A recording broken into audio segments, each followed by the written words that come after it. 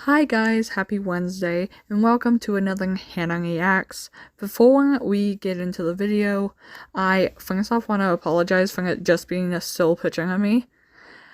There is a video coming out on Friday that kind of explains it more of why I'm kind of just a still picture, and then there was a video that was posted 2 weeks ago kind of explaining what's going to be covered in Friday's video if you're picking up what I'm putting down. Today, for this Hannah Reacts, we are watching a video that comes from Genetic about Steven Pladl. Steven Pladl married his daughter, Katie Pladl, and they had a child together, and he ends up killing both of them.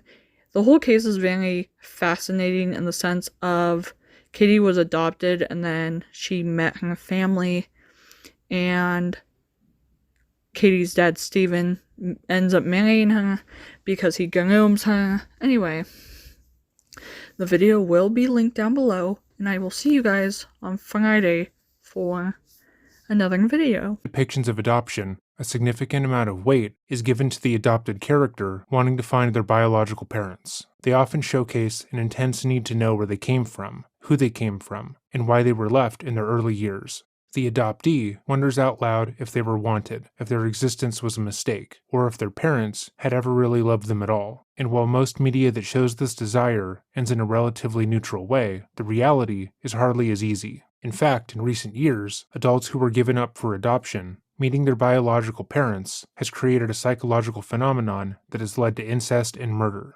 Researchers have coined the term genetic sexual attraction to describe this experience, and unfortunately, it's exactly what it sounds like. The following is an excerpt from Cumbria.gov illustrating the subject. Genetic sexual attraction is described as a phenomenon of intense attraction between biological family members that can occur after close relatives are reunited after a long period of separation. Generally, in adoption situations, this affects families separated from birth or very early in the life of the adopted child. Genetic sexual attraction, on the other hand, occurs between two consenting adults who may know nothing of their familial ties prior to meeting, and in some cases have no idea they are even related when they meet. This phenomenon is believed to be caused by several factors, mainly the fact that there is a basic human attraction towards those who have similar physical attributes to us. This attribute is overridden within families due to the Westermark effect, which turns off the sexual attraction part of someone's brain to relatives when they are raised together as a family and label their attractions differently. When separation occurs early within families, this effect does not occur. This therefore leaves individuals open to the attractions of birth family members who are family in name and biology, only without the shared experiences and social conditioning that would normally develop. This is one of the major causes of genetic sexual attraction. A second major factor is the close bonding that generally occurs within families, and particularly between a mother and her child, that can lead to a need for this to occur when they are reunited. This can be a strong feeling of attraction and a need to be close to the other person. The closeness that comes from snuggling, kissing, and comforting an infant is one of the most important biological needs of humans. The lack of this closeness can turn into sexual attraction when reunited as a way of providing this basic need denied to them in the past. Reunion is already an emotionally charged situation, which generally leads to intense feelings of excitement and joy. Adults are often vulnerable at such a level of emotion, more so when you add the two main factors described above. At reunion, normal responses and reactions can be overridden without this being realized at the time. The focus on the newly discovered relative can become all-consuming, and other relationships, work, leisure activities, etc. can suffer. Also, the powerful emotions and pleasure from the experience can easily be expressed in an intimate and eventually sexual manner. Insight, reflection, support, and guidance about something outside of people's general experience and understanding can prevent GSA damaging the formation of an appropriate and lasting relationship.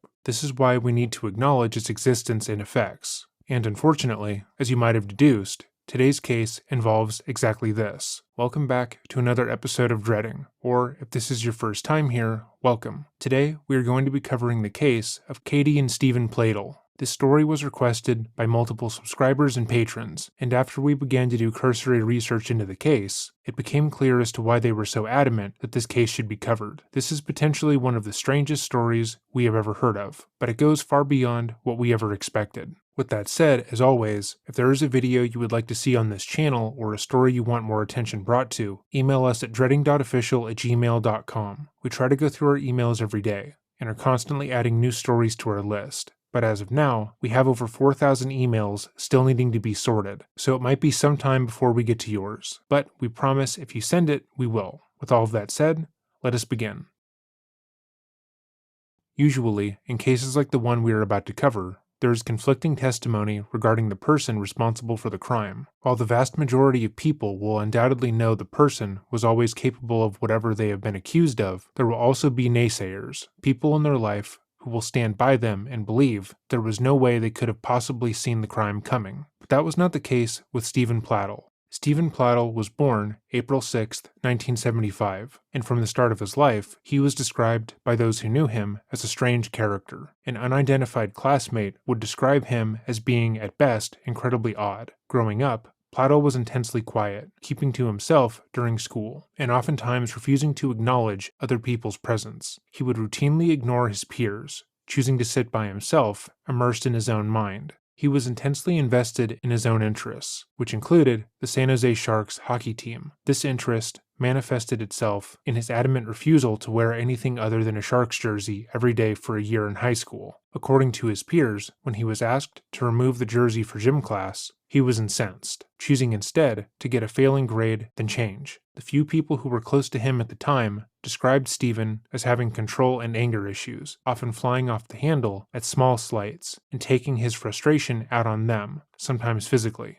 Despite his hardships in the real world, Steven would find solace, as so many other people do, online. Via early social media sites, the 20-year-old was able to depict himself to others however he wanted, and it was through these depictions that he met and groomed Alyssa Garcia. Steven preyed on Alyssa, exploiting the young girl and gaining her trust. When she would vent about her home life or any issues she was facing in school, he would be there for her, telling her everything she wanted to hear and how she deserved better. As the two grew closer and closer, Alyssa began to pull away from her family, as they continued to state that they didn't approve of her friendship and relationship with the 20-year-old. After Steven flew from New York to Houston to visit the high school student, he would convince her to move out of her family home and move in with him. But the moment she did, Steven stopped acting as if he were the idyllic, loving, and attentive partner he had been, and began to physically and emotionally abuse the minor. The pair had very little money, and Steven would often blame the child he was in a relationship with for that being the case. He would place any and all frustrations onto the 15-year-old, and given that she was in a new state, away from family or any other alternative support system, Alyssa began to believe the abuse was normal and deserved. When Alyssa was just 16 years old, she would become pregnant. She hoped that the pregnancy would change Steven, that he would be more caring and compassionate.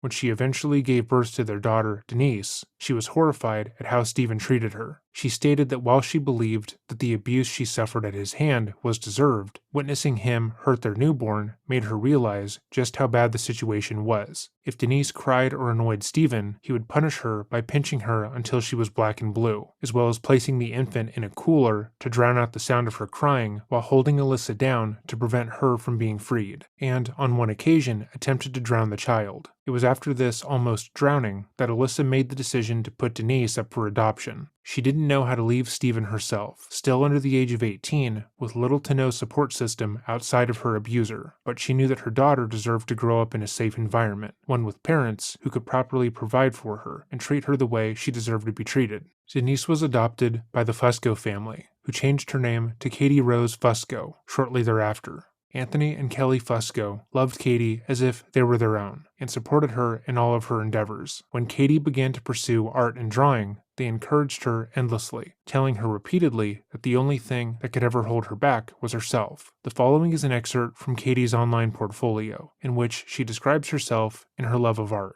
I've always said since people began to ask me why I love art, it's all I've ever known. As a child, I copied my mother's old drawings and would present her with each doodle, sketch, and painting. In my teenage years, it was where I found my voice. I learned to communicate my emotions to a wide audience, in a way it would grab attention and keep it, typically through humor and relatable situations. I became nearly famous in my oh-so-densely populated high school of roughly 600 students, for my spontaneous little comic strips. A pen and something to draw on became a safe place for me. Ink became my weapon against rules and regulations. There wouldn't be a corner in a classroom or a park that didn't have a secret little character living on it. Ask an artist why creating is important to them, and they won't ever stop giving out reasons. To be short, for me, a life without art is no life at all. The number one inspiration to me is emotions. People, animals, even plants. A gentle shove from the wind, making a dandelion droop toward the ground, makes it seem a little grumpy. A dog laying on its back on a hot summer's day shows contentment. My biggest focus, however, is usually human experiences,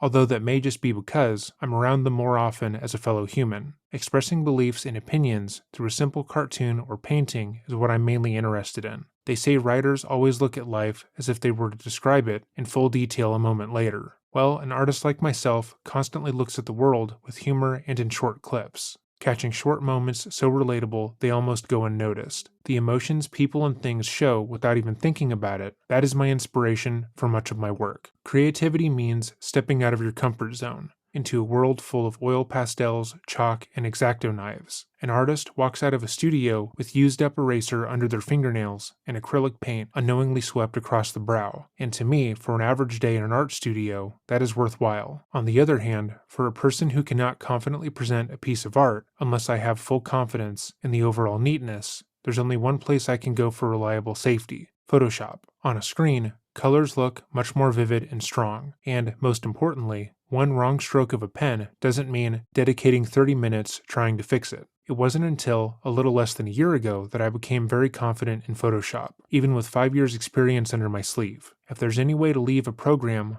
like Nisada, it's to do so with confidence. Katie was well known and well liked at Dover High School, and often spoke out against what she believed were sexist injustices that she witnessed. On one occasion, she led a group of students who petitioned the Dover Board of Education against sexist dress code policy, stating that it was not fair for the women of the school to be punished for wearing the same items of clothing male students were allowed to wear. These themes also made their way into her art, where she regularly showcased struggles that women have faced throughout history and society. A link to her profile will be left in the description box down below, should you want to view it yourself. The fact that Katie was adopted was never hidden or withheld from her, and throughout her life, both Anthony and Kelly were supportive towards Katie's interests in reuniting with her birth family. They were not made aware of the abuse Katie had suffered at the hands of her father, and given the fact that the abuse had occurred in the first few months of her life, she was none the wiser. It wouldn't be until Katie was a senior in 2016 that she would reach out to Alyssa and Steven via Facebook. At this point, the couple had gotten married and had a few more children. What are you, fucking nuts?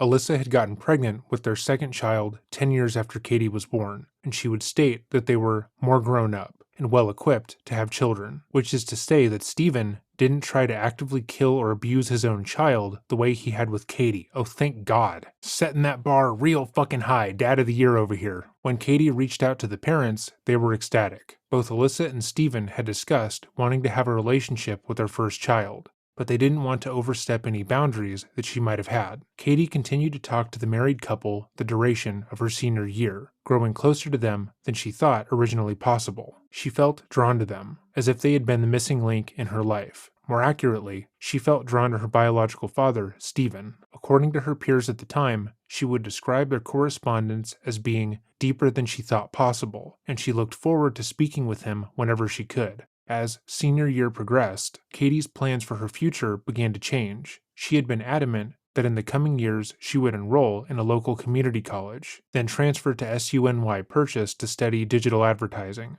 She wanted to work as an artist, flex her creative muscles, and change the world, but it only took a couple months of speaking with her biological father to change those plans. Instead, much like Alyssa had before her, she was convinced to drop her pursuits of education and instead move in with the much older man. When this change of plans was presented to Alyssa, she was ecstatic. She didn't believe that her husband of nearly 20 years was depraved enough to groom his own child, and instead immediately believed the story he presented, which was that Katie should be a part of their life as their daughter and get to know her siblings. On many online forums, people have attacked Alyssa for not knowing what was about to happen and not being aware of how things would play out. But to be clear, she had been groomed and abused by Steven for years. Her first relationship was with a man who was incredibly controlling, and most people in her situation would have probably done the same thing. She was and is also a victim. Anthony and Kelly were apprehensive about this change, telling Katie that she could still have a successful, supportive relationship with her biological parents while pursuing her future career. But Katie was adamant about the change. The parents knew that their daughter was headstrong and independent, and felt that, even if they disagreed with what was happening, they couldn't make up her mind for her. By August of 2016,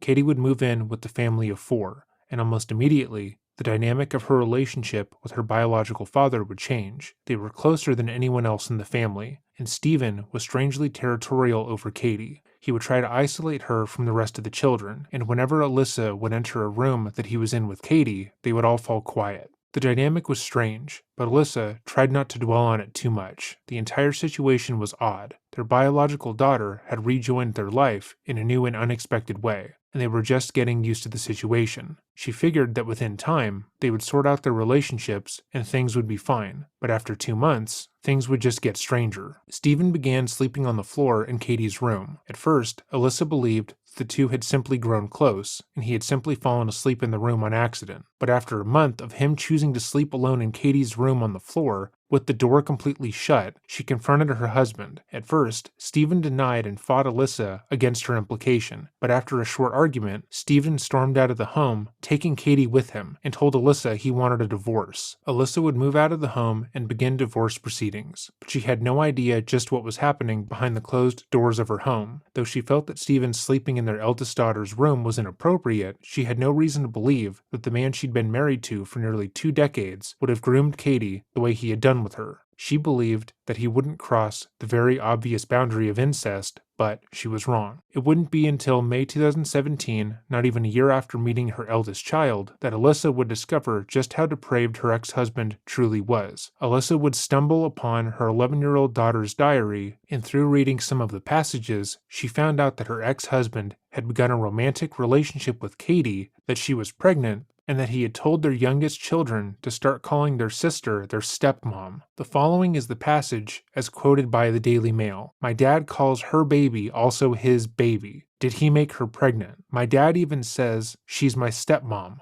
What the fuck? He doesn't even want me to say or call her sister anymore. Katie is my sister. She's probably his wife now, but in nature, that's still my sister. Does she see me as a daughter or a sister?" Following this discovery, Alyssa contacted law enforcement in order to gain a protection order against her husband for their shared children. That wouldn't stop him from doing it to his other daughters. She brought the diary entry and told the police everything she knew, and an investigation was started. The investigators would speak to the youngest of the Pladl family, who would state definitely that Steven and Katie were in a relationship with each other, that they kissed and touched each other in front of them, and that Steven told them to start calling Katie their stepmom. What the fuck? Where is this going? The investigators that Steven had told them not to tell anyone else about the relationship. I fucking wonder why, fucking father of the year, with Katie in order to protect her, because people would make fun of her if they knew. Would they? Would they make fun of her? Is that all they would fucking do, bro? This persuasion worked, it seemed, as both girls loved their older sister and repeatedly stated they wouldn't want anyone to hurt their feelings in their interviews. After the protective order was filed, the couple seemed to realize that the nature of their relationship was about to be made public, and moved from New York to Knightdale, North Carolina. There, they were free to openly interact with each other as a couple, without anyone knowing that they were really related. Those who did come into contact with them described them as incredibly affectionate, inappropriately so, but as they stated they were about to be married, many people overlooked their behavior. On July 20th, 2017, just a year after officially meeting, the two were married. They lied on their marriage record stating they were not blood related, and both Steven and Katie invited their families to attend the wedding. The Fuscos would attend the marriage despite knowing that their adopted daughter was marrying her biological father in order to continue to be an active participant in her life. They were adamantly against the wedding and the relationship as a whole, but also they knew that if they refused to attend the wedding or tried to stop Katie from going through with it, that they would be cut out of her life. Having seen other cases of abuse where a partner is isolated away from any support system besides their abuser, they felt it necessary to be there for their daughter, despite what was happening. Steven's mother also attended the wedding, although we weren't able to find any statements from her about the relationship. On September 1st, 2017, Katie would give birth to their child, a little boy that she named Bennett. However, shortly thereafter, both Katie and Steven would be arrested and charged with incest and adultery. Steven was charged even further with contributing to the delinquency of a minor, as their relationship had started when she was under 18. Their son was placed into the custody of Pladl's mother, Grace, but there was nothing to stop either parent from seeing the newborn. It was only after being arrested and forcibly separated from Steven by the police that Katie seemed to realize how depraved and abusive their relationship had been. Steven had taken over all of her focus. Anything she did that he didn't like was taken away from her, and for the past year of her life, she had been almost completely controlled. Her adoptive parents bailed her out of prison almost immediately, and once more provided her a safe environment to understand what had happened. Because of the nature of the charges against the couple, they were barred from speaking to each other, and within a few short weeks, Katie decided that she needed to end the relationship. She broke the protection order set by the court to break up with Steven. However, as you likely surmised by us discussing this case at all, he didn't take the breakup well. He had established a firm control over his daughter, starting when they first talked online. He had done the same with Alyssa, and he had been able to keep a hold of that control for nearly 2 decades, until he no longer needed her. The very idea that his own daughter, the one that he had so meticulously groomed for years, would leave him was impossible. On April 11th, 2018, mere weeks after Katie had ended their relationship, Steven would pick up Bennett from his mother's home, under the guise that he wanted to spend time with his son. He would bring the boy back to the house, and upon entering, suffocate the child, then hid his body in a closet. Well, I mean, of course he did. He's fucking Satan, apparently, so, I mean, yeah, tack that onto the list. After killing his son, Steven would drive from North Carolina to New York, intent on killing his firstborn child / ex-girlfriend. He stalked Katie from outside of her parents' home, waiting for her to leave so he could kill her like he had killed their son. However, Katie was not alone. Her adopted father, Anthony Fusco, and her left the shared home together, intent on running errands that day. But while they were mere blocks away from the family home, stopped at a stop sign, Steven pulled up behind them and opened fire on their car, killing both of them. He drove off, leaving his ex-wife / daughter to die with the only man worthy of being called her father. While he drove, he called his mother and told her what he had done to Bennett, Katie, and Anthony. She then called the police. 911, address of the emergency. Yes. My son just called me, and he told me oh my God, in North Carolina, he killed his baby, and he's in the house. Okay, you said that he told you he killed his baby? Okay, ma'am, listen to me. What's your name? Okay, tell me exactly what happened. He's not home. His wife broke up with him over the phone yesterday, and he told me, she's in New York, and he told me he was on his way. He called me last night and said he's on his way. He's going to bring the baby to her, and then he was coming back. And he said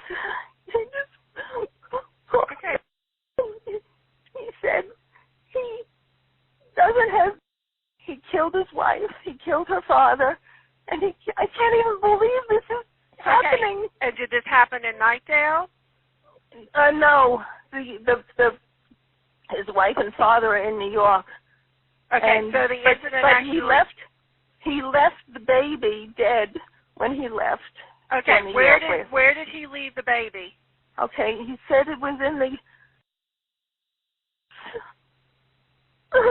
What's your son's name? What's his last name? Same as mine. When did this happen? He said he left last night. He called me, I forget, maybe about 7 last night, and said he was on his way to New York. He was going to bring to his wife and give it to her, and then he'd be back. And he called me this morning. I just got off the phone just a couple of minutes ago, and oh God, he told me to call the police, that I shouldn't go over there. Okay, so so your son is not there? No, the house is empty. He said he put a key under the front mat. A key to get into the house, under the front mat. Did he say how Oh, he did it? Or what No, he did? and I didn't ask him. I didn't want to know. Oh, my God. He's such a wonderful little... Okay. Hold on just a second, okay? Okay. Hello?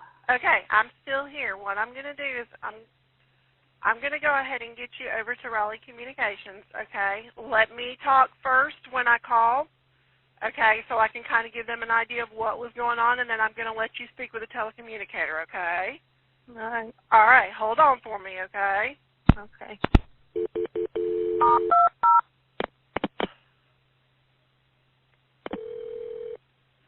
Are you still with me? I'm here. Hey, this is over in Cary. I have a lady wanting to report a possible homicide. All right.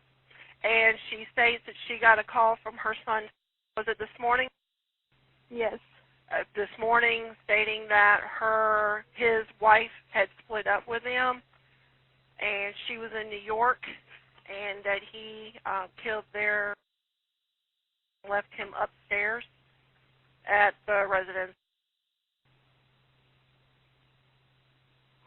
Just a moment, okay?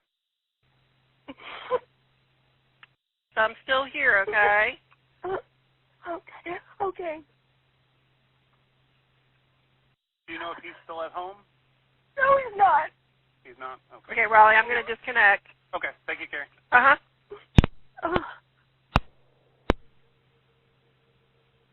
Sometime after informing his mother of his heinous crimes, Steven drove into Dover, New York, and took his own life. Yeah, of course he fucking did. He took his own goddamn life. Okay, it's one of those ones. Bennett, Katie, and Anthony all had longer lives to live, and they were brought down by the actions of one man. If you enjoyed this video, let us know by leaving a like or a comment. I'm interested in seeing how people respond to this case in particular, because on various articles and forums in which this case is discussed, people have incredibly strong opinions on it. Couldn't imagine why. On certain sites, people seem to be of the belief that because both Katie and Steven were adults, that they did nothing wrong, and the real crime here is that the justice system got involved. Other people seem to be of the mindset that it was somehow Alyssa's fault, and that had she not reported her ex-husband to the police, they would still be alive. The debate around this case is strange, but also informative, so let me know your opinions in the comments down below. Try to be mindful though, as lately YouTube has been aggressively filtering our comments down and at times, shutting comments off entirely. As always, if there is a case you would like to see us cover or a story you would like me to bring more attention to, let us know by emailing me at dreading.official@gmail.com. I'm constantly having to go through and respond to emails, so that is the best way to reach us. With that said, have a great day and remember to stay safe. On July the